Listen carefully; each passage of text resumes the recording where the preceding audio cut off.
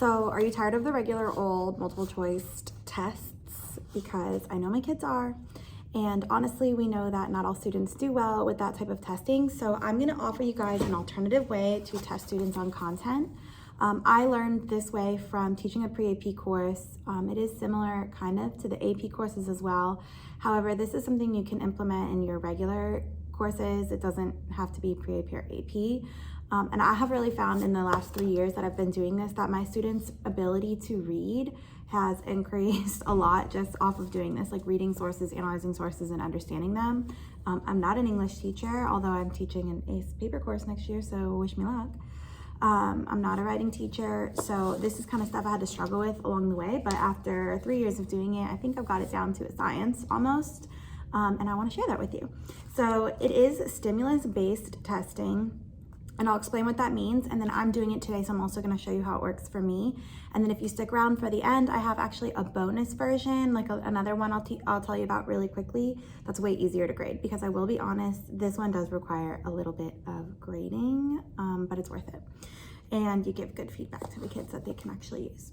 So for the first thing, let me just explain what it is. So students will be given a set of stimuluses, so there can be a variety of things. So this is an example from the pre-AP course that I teach.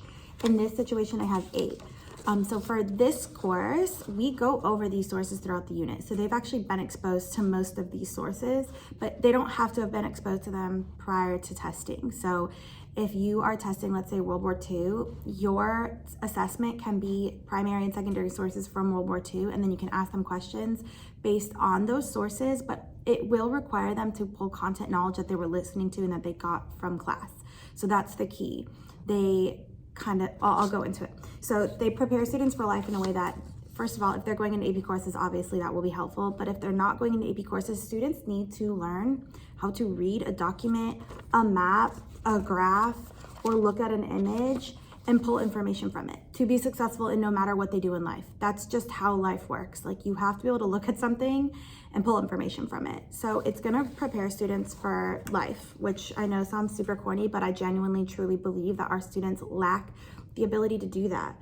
They see a paragraph of reading. My students anyway, I have freshmen that are like level 2 out of 1, 2, 3, 4, and 5 in Florida, and they just give up. Or they'll see a map and they still in 9th grade don't bother to read the key even though they've been taught to. So they need to be conditioned into this. It also is a more practical way for them to show their learning.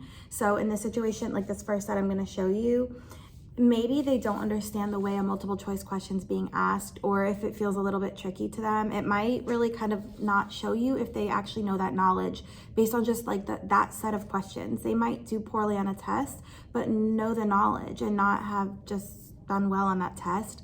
This style of testing really will tell you as a teacher if they know the information or not, where they stand, if they know a little bit, a lot, if they're super confused, like it will give you all of that. So it's just a more practical way for students to show you like what they have and have not learned.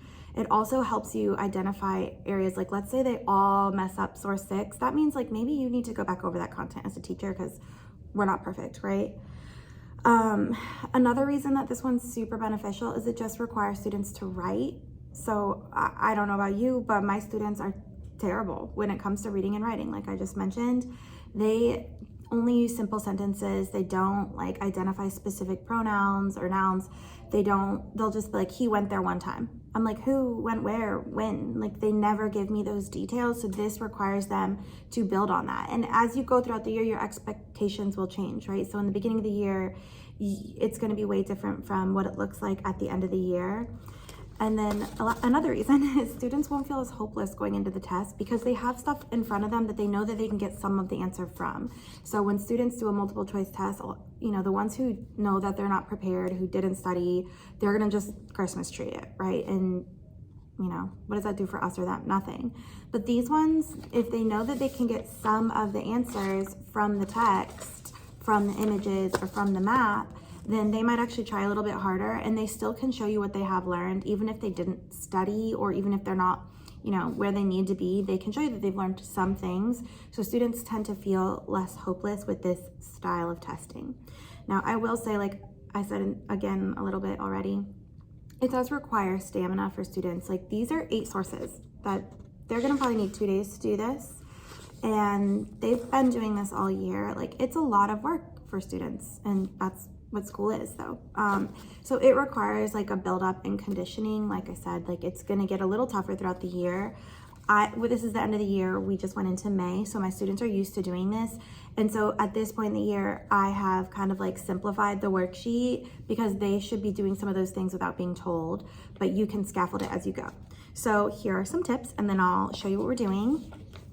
Start easy.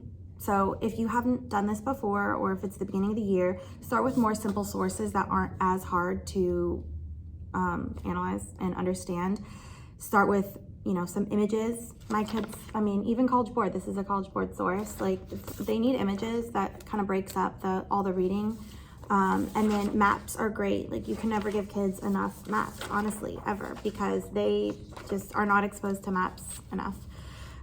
Scaffold. So in the beginning, in the beginning of the year, especially probably for the whole first 9 weeks, I will scaffold the first couple with them to show them what my expectations are. So I'll go over this worksheet in a minute, but they're using a worksheet, and I will do the first couple sources with them. That way they know what it should look like.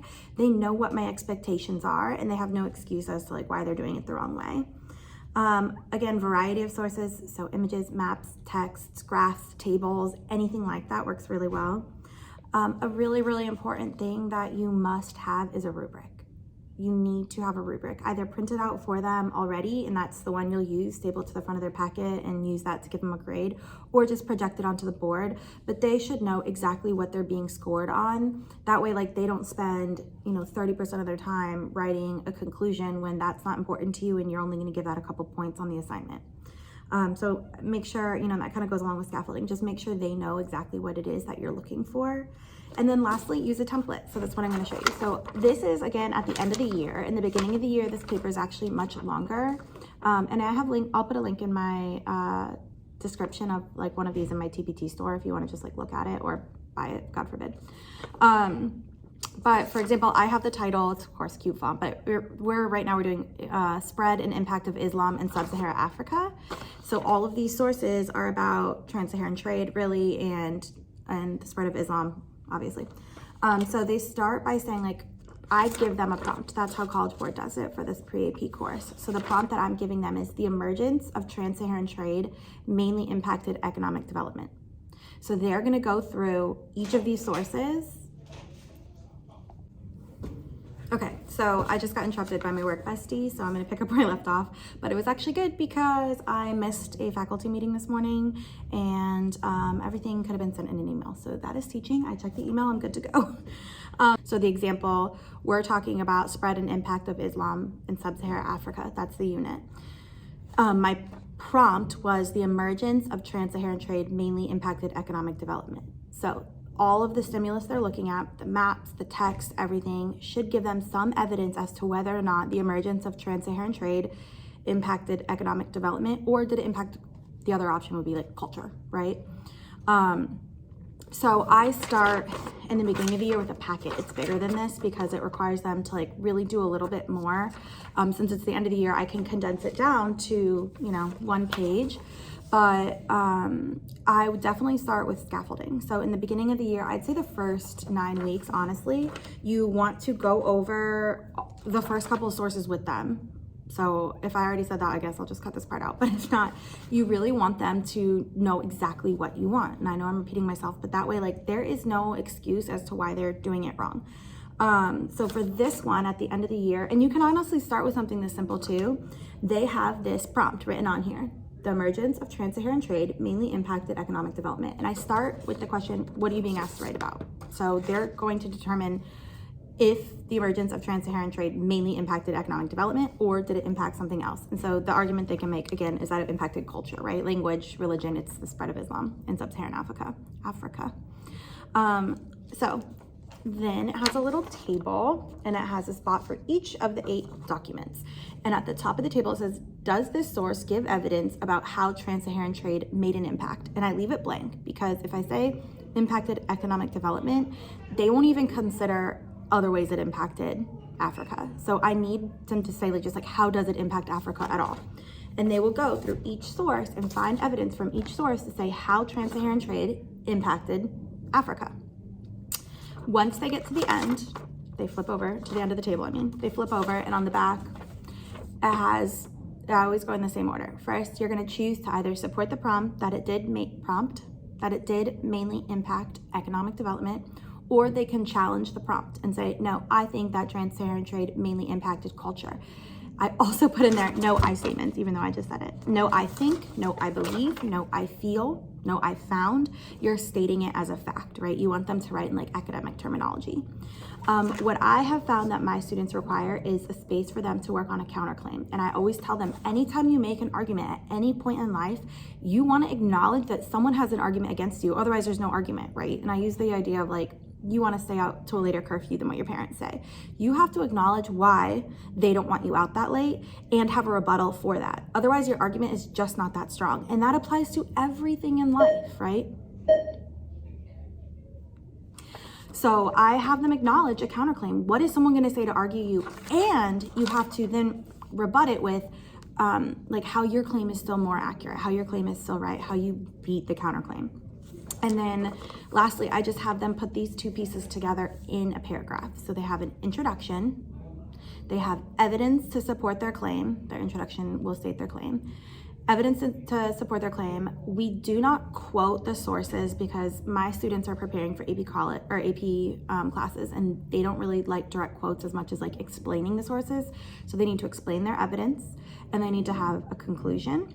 They need, a counterpoint before their conclusion, and then a conclusion, right? And then I have a couple little checky things at the bottom, and I change it up based on what trends I'm seeing. So if I think the students are all struggling with their counterclaim, like my little check-ins at the bottom would be about that, right? Or if the most recent time I saw that my students were struggling like using I statements, I'll make sure that's a reminder. So this one I have, is your thesis primarily your own words with 1 to 2 pieces of evidence? So my students were doing a lot of quoting, and it was like not their own explanation at all. So this is what we're working on this time around. So you can change it based on what you think your students need to be working on. And it also says your thesis should not just list sources. They were doing like as seen in source 7. No, you need to explain what source 7 shows us. Do you have a strong opening and concluding sentence? My students started to like drift away from that. So you'll see something maybe they mastered in the beginning of the year. If you don't touch on it for a while, they might need like some touch up. And then lastly, did you use any I statements? Because even though we're on quarter 4, I still have students using I statements. So they will come in, they will pick up a set of sources. This is a class set because I want to conserve paper. But if you have laptops, like we don't have them right now because it's testing season and they stole our laptop cards. You can put them up, like we have Canvas, you can put them online or whatever.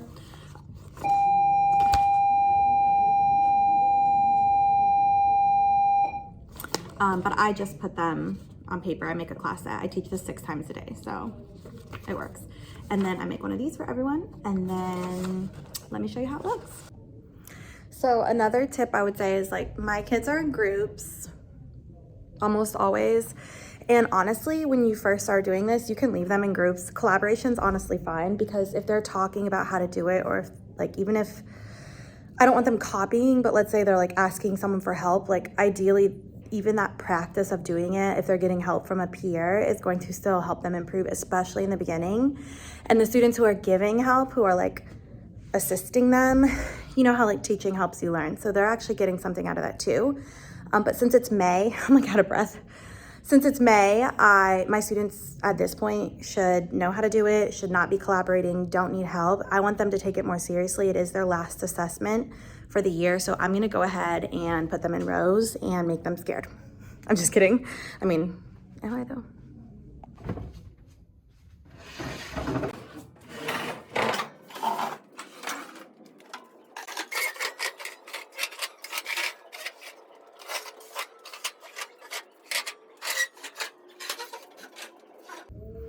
In the off chance that you don't already do this, by the way, you should have a handout rack. I never hand out anything. My students come in and grab what's off the rack automatically.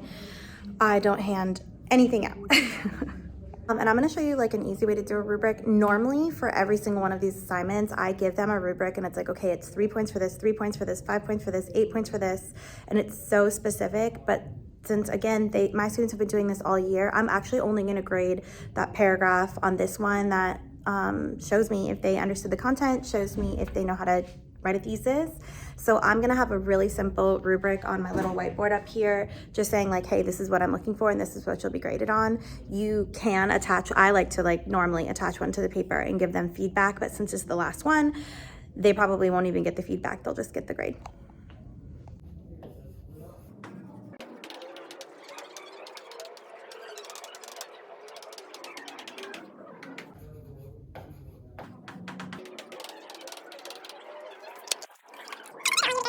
By the way, my handwriting is going to look 10 times worse on this board. It will never look good no matter how good my handwriting is. I'm letting them know they need to have an introduction, a clear claim, their evidence explained in their own words, a counterclaim, a conclusion, and I'm reminding them to please use complex sentences. I will go over this with them verbally at the beginning of class too. They like didn't realize they had an assessment today. So they're all like, oh my God, when they see the desks move. You might not know they have a secret GQ.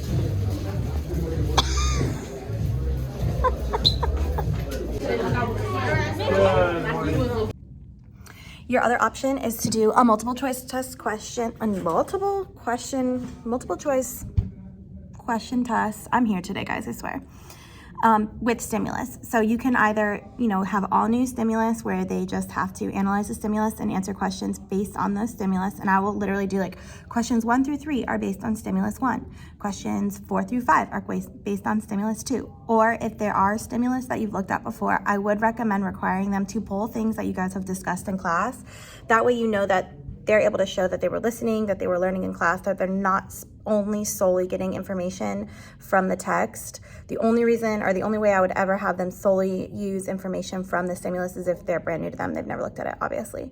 But those ones, that way you can just scan in and grade a little bit easier. It's just another alternative. If you haven't used ZipGrade, I would definitely check out ZipGrade. I pay like $7 a year and it's amazing. But we also have Canvas, so you can use it in Canvas or your online platform or whatever works for you. On paper, I don't know, whatever you like.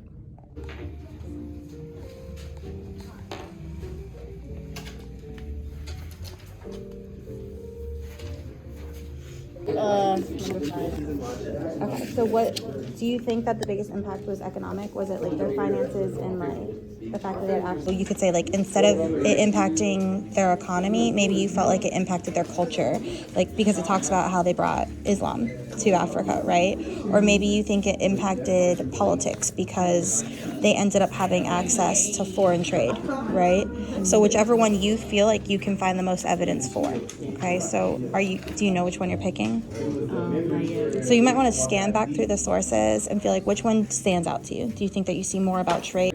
Okay, so if you're going to say that you're saying you're trying to lean towards culture, right? So the counterclaim would that be like some people might argue that it impacted their economic development, and you can say like, while it did, of course, trade impacted the economic development, it didn't impact the region as much as the change in culture did, right? So like that's how the counterclaim would go. Yep. And that's it.